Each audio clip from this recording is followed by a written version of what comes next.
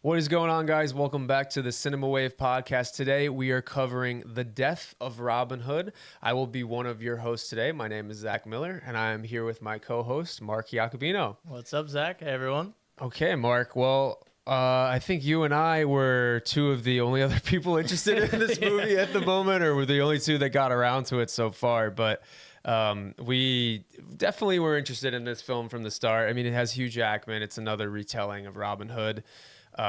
Before we go into the director Michael Soronsky's interpretation of this movie, have you seen other Robin Hood movies before this? Have you been up to date with some of the folklore of what he's about and anything else that drew you to this movie?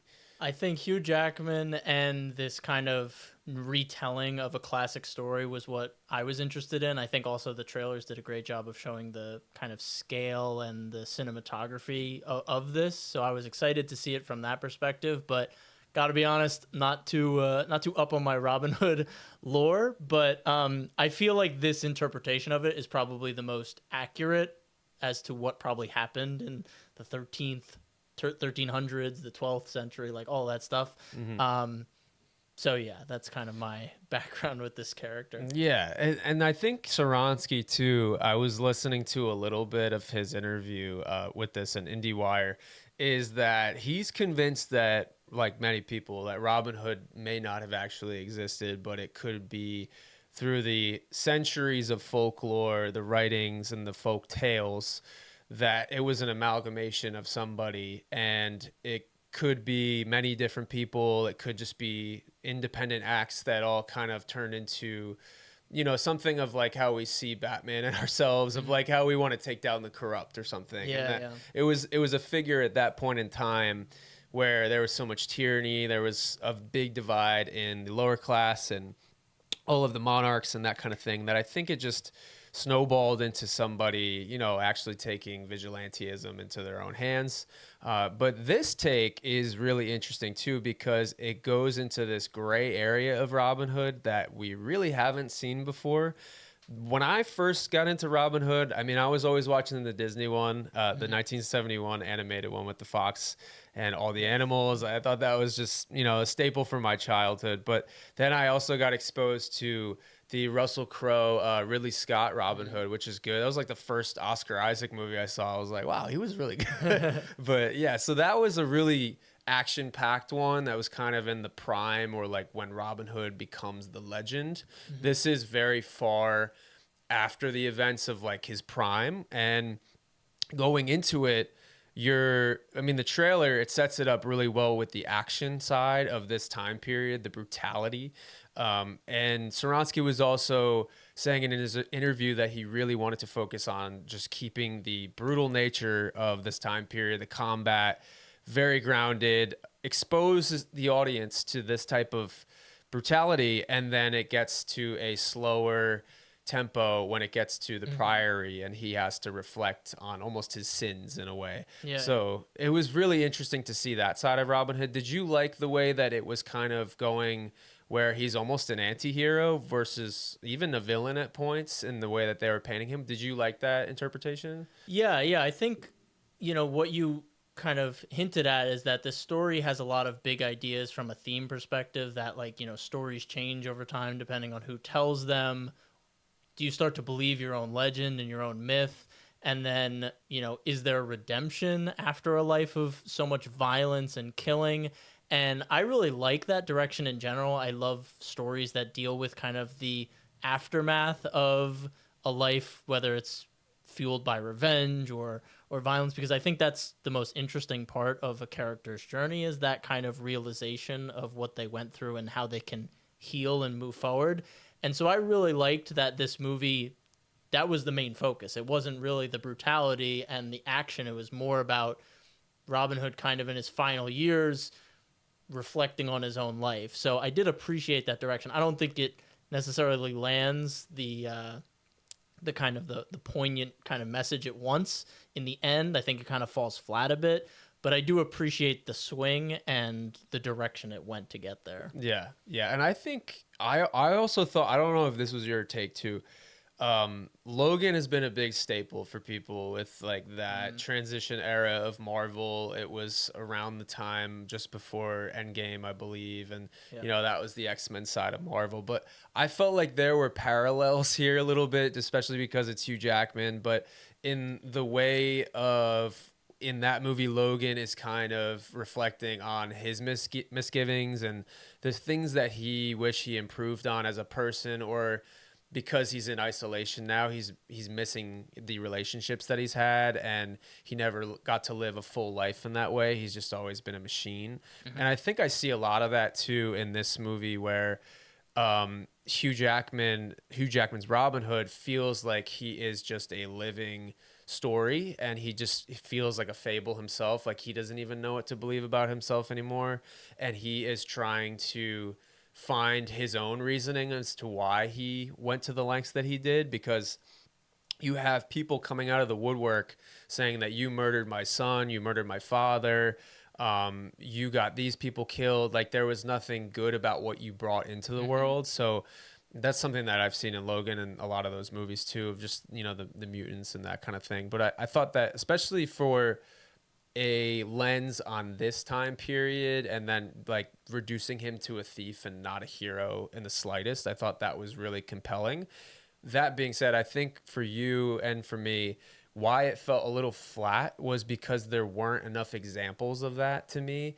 I think a lot of it was dependent on his internal struggle, and I would have liked more examples where it externalized the internal things. I wish it was also similar to even like Braveheart in a way, where he has to go see some of his companions like get executed or something for these misdoings, or if there was a kid that he encountered that he was happy to give them money that he stole from somebody, but the kid was like, this is blood money, you know, like I don't want this or something. Yeah. I wish I had more examples of his rejection from society than his just you know, the brutal side of it. I think it was focused on the brutality, which was great, because I agree. I mean, if you're forcing combat in that era, it's got to be through a war or a duel or something. You know, it's pretty bad. So I get it, and I get the approach. But like, what was it for you that felt like it was absent from this story? Yeah, I think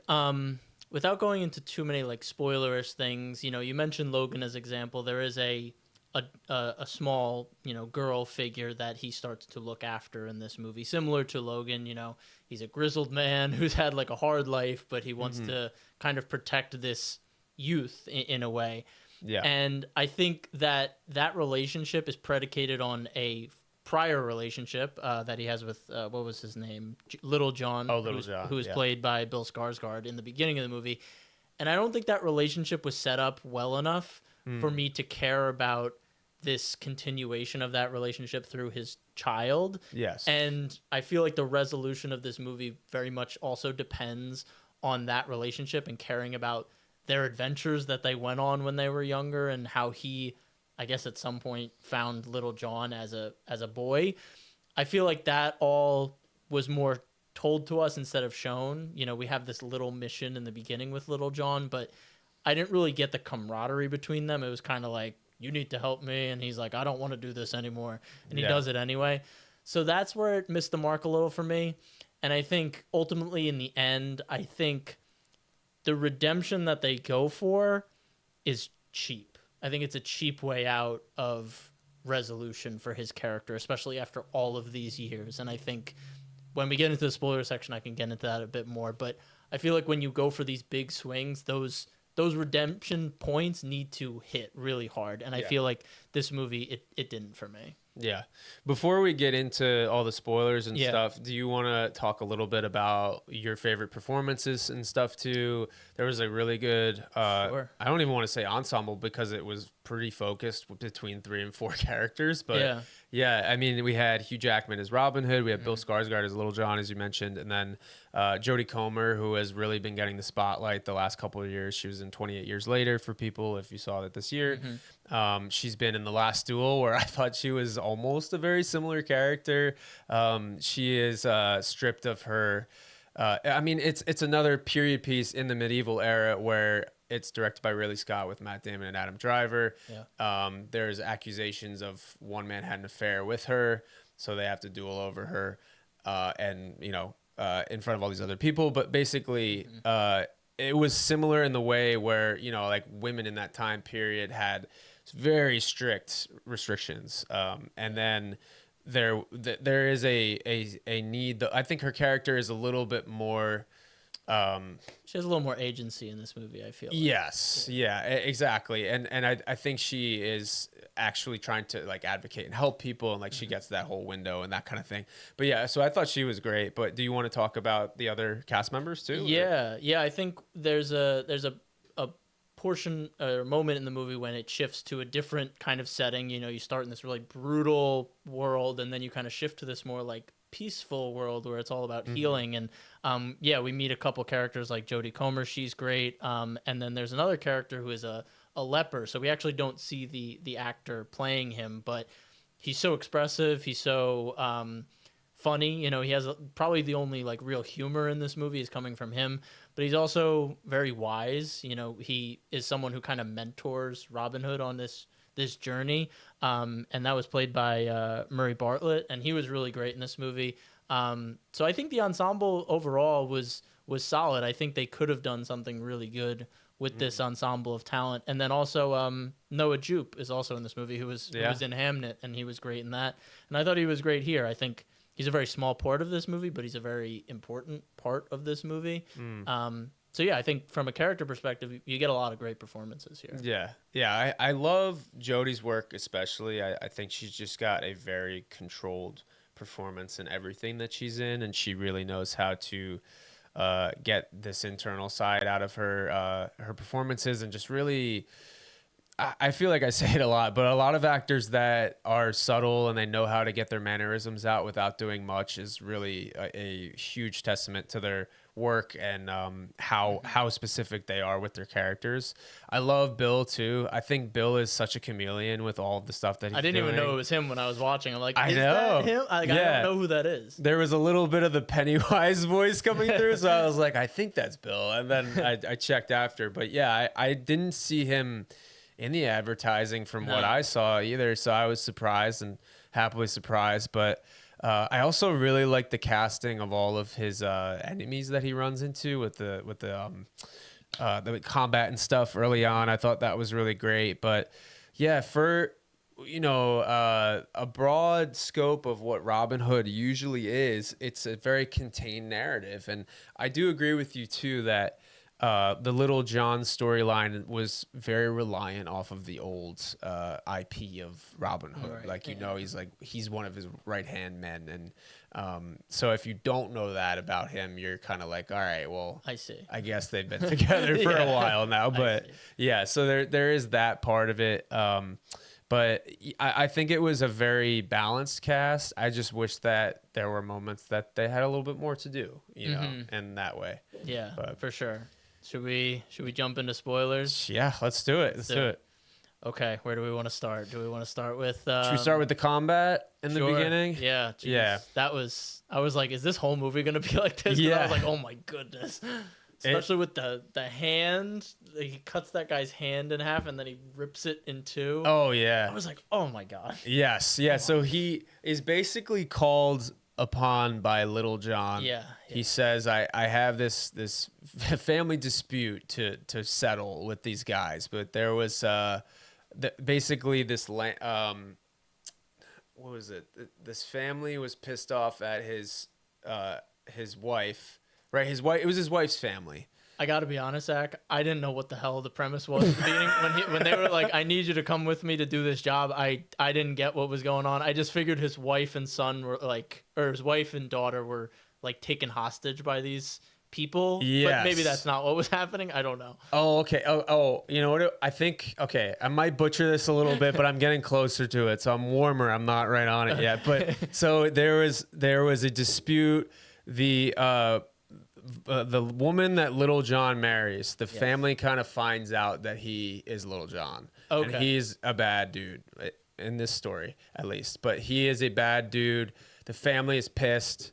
they're gonna go and strip the land from him and whatever, and try and like take over the farmstead. So Little John finds Robin Hood, and Robin Hood is like, "I'll help you out, bro. I got you." Okay. So then they go to the farmstead, and just everything hits the fan. Like, it's not good, but they are, classic Robin Hood, Little John fashion, just taking out dudes left and right. But then there's several of them that are like, "You killed my family members. Like, you're not what everyone says that you are." So I mean, that was the biggest example of it. But He shoots that kid, and which the kid, was he a part of like the group that was taking over the farmstead? Yeah. Again, I didn't really understand that because the kid ran, and I was like, "Is that Little John's like son?" And then he shoots the arrow. No, yeah. I'm like, "Oh my god." Yeah. So that was the hardest part to watch. I think for me, it was like,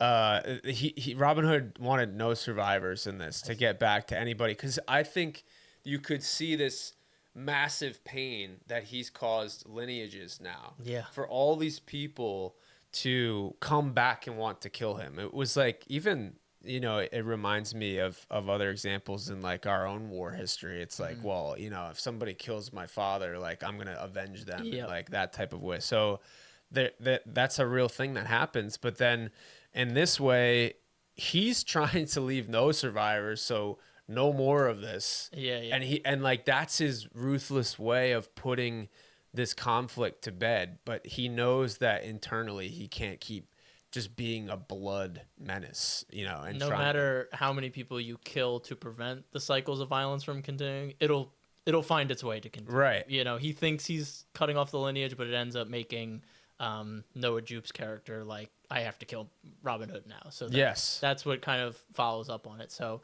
I always find cycles of violence in stories to be very interesting, because it, like you said, it's so grounded in the world we live in today. Countries, factions are still fighting over the same lands, the same territories, because of like, oh well, they took it from us. Oh well, actually they took it from us. Yeah. And it just keeps on going. So I always find those stories to be fascinating. Yeah. And then even before that, that conflict there, Robin Hood is kind of out on his own in the wild, and then there's even a woman that he stumbles on in the very beginning, and he takes her in by the fire, and then he goes to sleep, and the woman tries to kill him, and he just like absolutely knifes her, and that was brutal. Like, he just kept doing it. And I mean, they even had like a lot of blood, like a lot of stuff going on with her face. Like, it was tough. So, but you really get the feeling that, obviously you don't want your hero to be assassinated and stuff, but you can see the lengths that he's willing to go to protect himself. So that was the immediate jump into it. But there was also something that Saransky mentioned. He took inspiration from Bergman's Virgin Spring, which is like another kind of grounded, realistic, brutal. It's not as brutal as some modern movies, but he really is not afraid to bring in the brutal side of a film and that kind of thing. But then after the farmstead conflict, he basically is starting to bleed out, and Little John takes him to the island of the Priory, where they take in the sick and the near death for any type of healing that they can provide. So that's where Little John basically leaves him with Little John's daughter, and then he's like, I'll be back. So he goes away for days and that kind of thing. And he is recovering in bed for almost the rest of the movie. Pretty much, yeah. Yeah. So it's about like a little past a third, the action is over, and then he's kind of having this inner reflective journey the rest of the film. Yeah. Not that you needed more brutal side to the movie, but was the runtime on the island a little too long for you? Did you want him to go exploring a little more or meet new people? I kind of felt that the movie was not directionless, because that seems a little harsh, but it does feel like there was something set up and then it's kind of pushed to the wayside. Obviously Noah Jupe's character shows up, and then there's that tension of, oh, this guy's there he's going to find out it's Robin Hood. But really, like, when he gets to the island, there's nothing really driving the plot forward other than him healing and going through the redemption. So I understand. I know some people said that this was a horribly paced movie, like it was really slow. But I never I wouldn't say I never felt, because there's definitely moments where I felt it was a little overindulgent in like moments where I was like, okay, we can pick it up a bit. But again, I did like that they shifted the direction away from the brutality to a healing journey. And I think, visually that was really well represented. They go from this really dark, I really love those action sequences where it's just lit by the orange fire and it's all darkness. But then, he wakes up in this like lush island. It's off the coast. It's kind of isolated. It's a farm, so there's trees and everything. So it was a nice like juxtaposition. But yeah, I do think that the movie did feel somewhat directionless in that middle part where it's like, okay, where are we going with this? Yeah, I think that was really not that he needed to leave the island in a way, but there just needed to be, maybe he risks the other people on the island, like because they talk about that too, that maybe there is something that if they're afraid of bringing bad people to the island, Right. or just regular people that want to kill him because he's been on such a blood path. Yeah. I just felt like that, like I said earlier, it felt too internalized in a way. Like your own personal salvation can only be externalized in so many ways, I guess, in a movie that's not cliche or overdone. Right. So I felt like the narrative got backed into a little bit of a corner. That being said, I really did like Hugh Jackman's performance through that. And I also really liked how Jodie Comer was conflicted after she finds out who he is. And you can see that maybe she didn't have a direct person involved, but she knows how bad this. Oh, it was her this husband, experience. right? Oh, right. That Killed- was her husband. Yeah. Husband was killed by him, I think. Yes. Yeah, you're right. You're right. The husband, there was a husband that was killed by him years prior. They don't really give a specific detail, but it is, they're definitely upset by that. And then her being in her position, she is kind of like, do I help this guy? Or I know he's bedridden and he's not feeling well. I could kill him in this moment. So there was a lot of that gray area and stuff that Saransky was really alluding to. In the original story, The Death of Robin Hood, the first like writings of it, he said that her character, the prioress, was an eviler nun, and he was a strapping, heroic Errol Flynn looking guy. Like he was very storybook in that way. So he was more interested in, okay, like Jodie Comer has an opportunity here, but should she actually do that because she's so afflicted and she's used to helping people? And she's like, I can't really do that with my oath, but this man has hurt people in that way. So, and Robin Hood is also, their arcs are almost going in reverse a little bit. Right. And Robin Hood is trying to find some sense of spiritual awakening because he's just been living in a black hole this whole time. Yeah, I think the direction they take her character is a lot better than what you're describing as the original text. I think, she does live a life in service of others, so it would make sense that she wouldn't be this kind of like sadistic person who would, hurt, anyone who's sick or ill that comes into it. And I like that, when she does find out that she does get pulled to that dark side, like she almost gets pulled into the cycle of violence. Like she has the opportunity to kill him, but she stops before she does. She's been doing like the bloodletting throughout the movie, and she almost does it. She almost doesn't stop, and then she does. And then, it ends again with another bloodletting scene, which they probably did a couple too many bloodletting scenes in this movie. But I did like her direction. I was a bit confused about the one scene where that sexual tension you kind of alluded to kind of crops up, and then it kind of disappears again. I think they have like a moment where they're kind of together. They start feeding Little John's daughter, and then she has this little monument cave that she goes to, and she pleasures herself in that cave, and like he's there, but then it's like almost a vision. Like you don't know if he was actually there or not. And I didn't really understand why they put that in the movie. That feels very separate from everything else. Yeah, I was like, what? This seemed, again, like overindulgent. Like, are they trying to suggest that was some sort of like site where she goes to remember her husband, and so she went there for a release from, the tense life that she lives, always caring about others, and this is like her one moment for herself. Again, it's like, okay, I can kind of do gymnastics to get to that, but I thought in the movie it felt off. And then that sexual kind of tension didn't feel relevant to the journey that they were trying to convey with Robin Hood. Right. Yeah. For me, at least. Yeah. I didn't think that it necessarily reflected her. Like, I get that, like, she has to have that moment of isolation to herself and that kind of thing with, you know, she's lost her husband. She really doesn't have anything else except this cause on the island. But it did feel a little out of left field when you have Robin Hood there. And then, yeah, it has the whole, that layer of it is like, does she actually see something in Robin Hood, or is it something that she's trying to remember her husband and then he like breaks the peace in that way, or like, I don't know what it is, but Yeah. I felt like there could have been a better representation. If you gave me what the theme of that scene was, I feel like there could have been a different version that could accomplish the same goal. Definitely. But yeah, and then another part that I felt shorthanded on was they allude to the fact that Little John was executed after he goes back to the mainland the second time and leaves his daughter.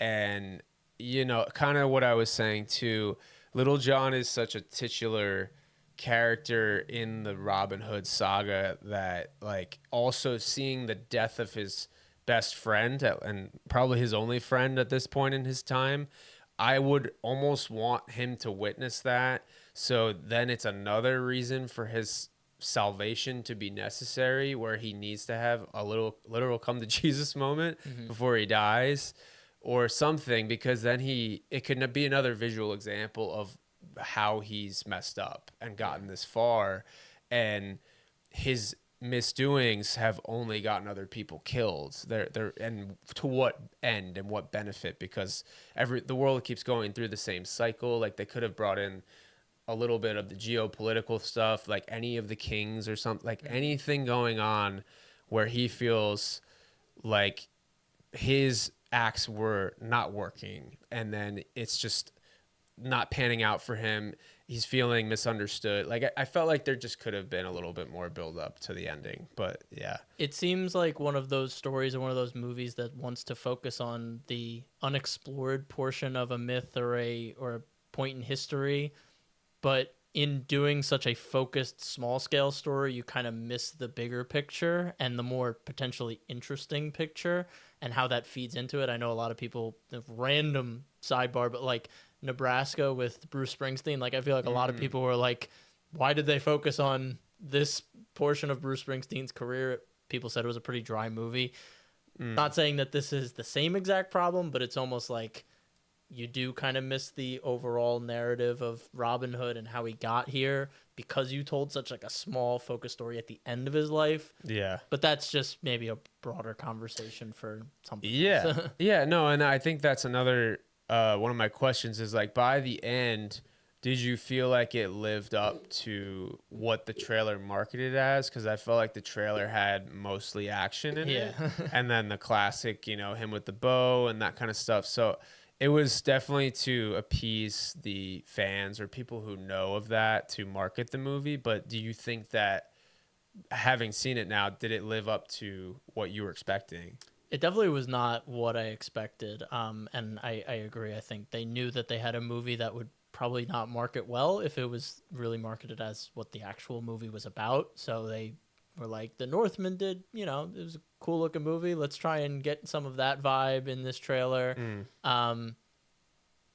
But yeah, I don't think it went exactly as I expected. And you can almost argue that it wasn't much of a Robin Hood story. Like, you can almost like say this could be any medieval type character and it would have had the same effect, except for like the iconography of like the bow. But, you know, people used bows back then. It's not like a Robin Hood specific thing. So it's almost like you could have went into this movie and just had it about anyone. But I feel like they attached Robin Hood as like a piece of IP. To be like, I know Robin Hood. I'll go see a movie about Robin Hood. That's where I lose some points for the movie a little bit too. Is I think it's great to do a different take on a character, but I do feel like if you're bringing in something that has pre-existed, and there's been other interpretations. You want to see Hugh Jackman's version of it. There has to be a little bit more substance of what the character is, or the setting, Yeah. or the supporting cast, to call it a Robin Hood movie in a way. Like, I don't know, it just, to me, it felt like also a like a Batman Beyond or something. Like, it just felt like, okay, this is old man Robin Hood, and then he encounters some people, and then they have to go on this little adventure of what the big picture is of that guy, like, but it's not actually Batman. It's some of Batman. Yeah. It's Yeah. some of that. But so I think there was just a little bit of that. But like I said, I do appreciate the moral ambiguity that they tried to explore.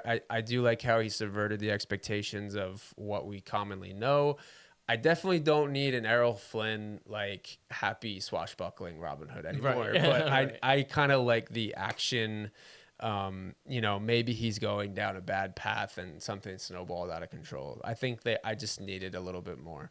But do you want to go into scores, or do you want to talk about more? I movie more? I just want to talk about one last thing, and it's about like the ending and what he chooses as his like Oh, death.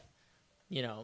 And this is where I think that poignancy kind of loses its weight, because in the end he ultimately decides that the only redemption for himself and the only way out of this is death.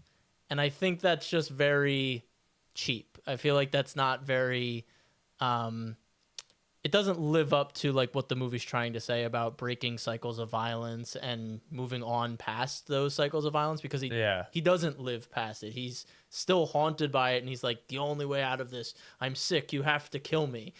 And to me, it's like, I would have rather seen him go on with the little girl and made sure that she was taken care of and made sure that she had the skills to defend herself. Like, he makes her bow. He shows her how to shoot the bow on his deathbed by just telling her instructions, but not physically doing it with her. And I feel like redemption stories, those people have to live with what they did and move forward with that. But in this movie, he takes the easy way out, which for me feels super cheap. And then it also kind of, in a weird way, Jodie Comer's character, she's like complicit with it. So it's like almost saying she's getting her revenge. Look, this is a good ending for everyone. Like, she gets to get her revenge. He's, finally free of all this. And then the girl has a bow. And I'm like, the girl has a bow. And I'm like, this is all very cheap for a movie that's trying to make this big statement. Yeah. That's how it landed for me. I don't know if you felt similarly or different. I liked the the only part that I liked was how Jodie Comer is like the person that gets to do it, and she's not a bloodthirsty warrior. Like, there was a sense of like, I can deliver him salvation, but then when you get into the side of the salvation, it's like, it is a little skewed, because like, he was gonna die from old age, or he was gonna die in combat. Like, I think there was only two ways out for him, and he was probably near the end anyways too, the way he looked, and he was old age. But I think that it's a little cheap. Yeah, it's a little easy for him to do, because he just, I don't really know how to describe it. I just feel like it could have been a lot sharper. His it's almost like, oh, I'm letting you kill me. Yeah, there's no like repentance for what he did, because like, he didn't really, I mean, he changed, but like, he didn't do any sort of acts of service. I mean, he killed the boar, like, he made her the bow, but like, he really didn't live in that redemption. Right. He kind of was just like, okay, I'm ready. He had some help. He wasn't like, oh, I am gonna be better from here on out, or something. Like, he didn't necessarily prove himself enough where he is like, oh, I'm gonna see the best in people now, or I'm just gonna live a simple life. Like, he wasn't like, I'm gonna stay here. He didn't really help the leper out too much. They kind of just had conversation and that kind of thing. Left the trees. The leper's like, look after my elderberry and tree and whatever trees that he kept telling him about, and he just left those trees. Yeah, so I felt like it was an unfinished story in that way, like, or at least the arc was unfinished. But and then the girl, has some, she could have her own thing. But I also felt like too with I thought it was interesting that with Little John's daughter, there is that back and forth too of like they've killed other like sons and daughters and everyone in other families, but like she's been exposed to this violence too, and now like is that something that she is going to go on to do in her life because people killed her dad? So it's like, couldn't that just be a vicious cycle of her going on to do that? And also Robin Hood gave her a weapon and told her, hey, go use this sometime, you know? Like, so is that another passing of the torch of violence? So is he really fully redeemed? You know, like it's kind of muddy. It's murky. Yeah, for sure. So I wish they had a little, like, I don't need a clear answer every time. I don't want somebody in the comments to be like, oh, you need everything explained. But I just, there are certain things that you go an entire movie, you want some answers by the end. But yeah. So that's just how I feel. Do you want to get into scores? We could do scores. Yep. Okay. All right. Let's do it. Yeah. I think I'm like out of stuff to talk about with this movie just for the sake of the plot. Let's but do it. yeah, I'm going to give this movie like a 6 just because I thought it was very well shot. We actually didn't give a shout out, but the DP is Pat Scola. He also did Sing Sing and Quiet Place Day One, which was also a Soronsky movie. Yeah. Soronsky also did Pig with Nicolas Cage. But great cinematography here. I thought it was beautiful, like you said too, with the firelight and all of that, and then you get to the natural light in the castle and the priory. I thought that was all phenomenal. And for medieval period movies, I love when they do very dim lit and they can really nail it now. And I also saw that this was the only movie that Soronsky has done on full 35 millimeter film too, nice. Which is pretty dope. But yeah, so I think that for a spectacle, for performances, I thought that it was really compelling, but I didn't necessarily feel the narrative gave enough to Robin Hood or his arc where I was making it a very memorable medieval piece too. But, I'll meet you at a 6. I think, visually really well done. I think the music too, the score at some points I did notice. I thought that was well done. Performances were all great. I just think I've seen cycles of violence, revenge stories with a redemption element to them told a lot better. I think, Vinny's producing. I think Vinland Saga very much does it much better than this movie, another like historical fiction type show. So, when you've seen stuff like that done really well, and then you come into this movie and you don't see it meet those expectations, you're kind of like, they took the easy way out. So, I'll give it a 6. It does spark conversation, which I can't give it a lower than a 5 or like a 5 if I'm actually like interested to talk about it.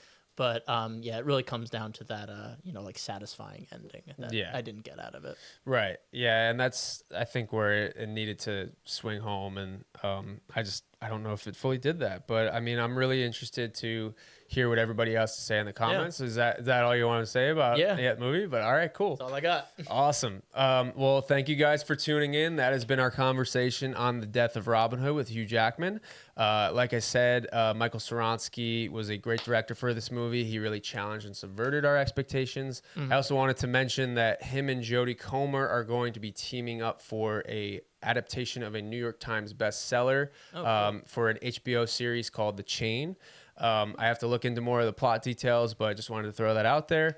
But yeah, I hope you guys enjoyed our conversation today. We have a lot more movies coming out. We have Supergirl coming up. We have The Odyssey coming in July, which I know everybody is fixated on. I will be surprised if everybody visits our channel out of all the thousands that will be covering it. But we're really excited to talk about that. So we have a lot coming your way. We have a little bit more Tribeca. We have a little bit more of summer coverage coming with blockbusters. But yeah, we just wanted to cover this movie, and leave a comment. We just want to have a more open discussion. Maybe there is something that we missed in this discussion that you want to talk about and bring up. Maybe you're Robin Hood masters and we really missed something, but we would love to talk about it with you. Yeah, exactly. Yeah. But thank you guys for tuning in. Just signing off. My name is Zach Miller. I'm Mark Acabino. And we'll see you guys next time. This is The Culture.